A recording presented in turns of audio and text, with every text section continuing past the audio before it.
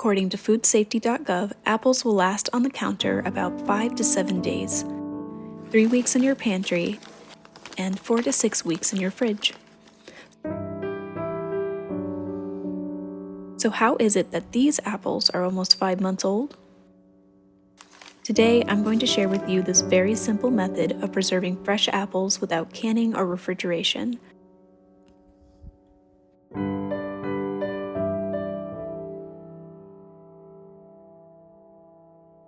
This is Danae with the Acadian Garden and Apothecary. Don't forget to like and subscribe.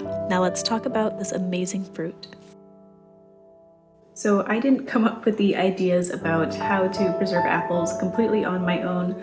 A lot of these ideas actually came from this book here called Irreverence for Wood. And this book is all about America's relationship with not only apple trees, but various species of trees and the wood products that could be made from them. And so what really fascinated me about this book is the section that talks about apple trees and how people in the 1700s would actually preserve apples.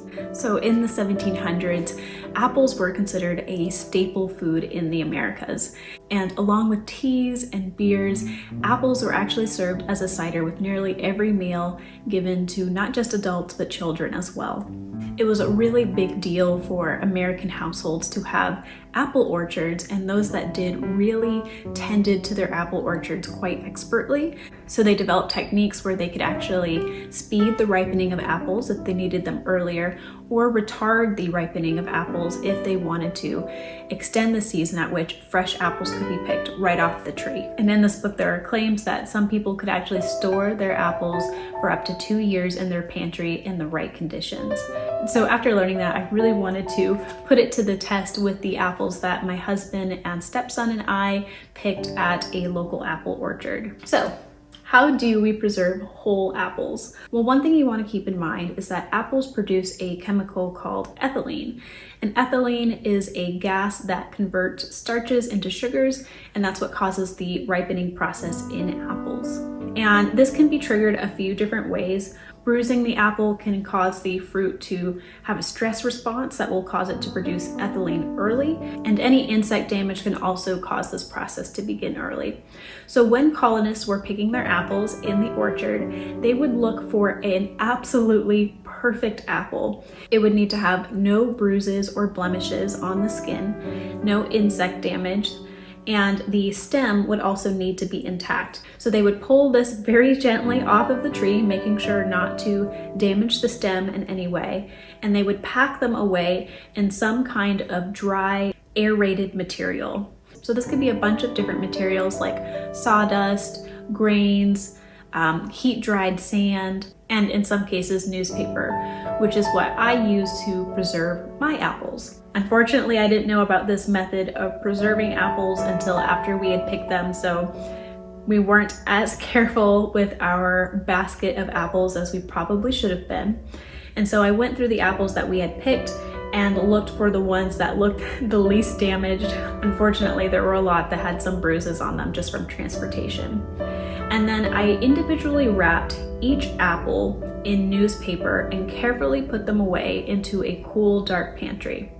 Now you want to make sure that you don't store it in a pantry where you're also storing fresh potatoes, as those will also produce a chemical that can cause apples to ripen early. So the nice thing about individually wrapping the apples in newspaper is if you do end up with an apple that decides it's ready to ripen and it starts to rot and that ethylene gas escapes from the skin, you can prevent that gas from spreading to the other apples and causing those to go bad as well. So that's really where that saying, one bad apple ruins the barrel, comes from. This here is a store-bought apple.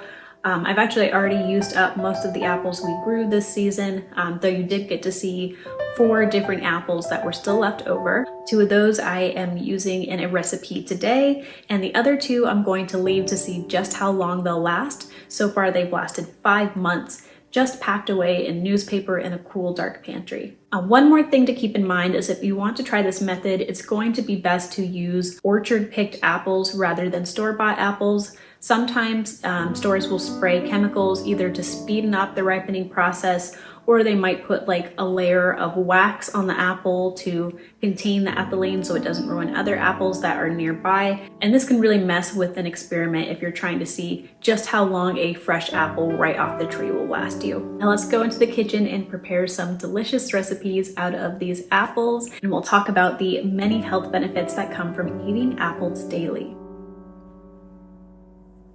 On this snowy Sunday afternoon, Christopher and I will be making a lunch and dessert from the apples we picked in autumn. Christopher is using the apples I canned for pie filling, while I will be making a cabbage, onion, and apple sauté from whole apples. While we do so, let's talk about why apples are so wonderful for your health.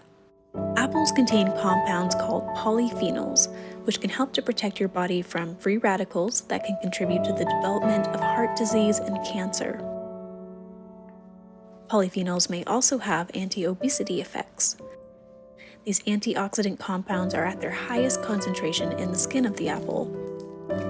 The skin of the apple also has the highest concentrations of fiber, making it a great filler for meals as it leaves you feeling full. For these reasons, I tend to leave the skin on when preserving or cooking. This is what the inside of my 5-month-old apples look like. I would say that they were very well preserved. Apples also contain pectin, which can feed the good bacteria in your gut, and a healthy gut can have profound effects on your overall well-being. And it also pairs well with cabbage, another easily preserved food that is amazing for your gut. For those with kidney issues, apples are a very safe choice as they are low in potassium, phosphorus, and sodium. Whole apples are also generally safe for diabetes as they are unlikely to cause spikes in blood sugar. This is truly a wonderful fruit that fits a range of dietary needs, and it's really wonderful how well it preserves itself. This has been another episode of Food as Medicine. I hope you enjoyed and learned something new.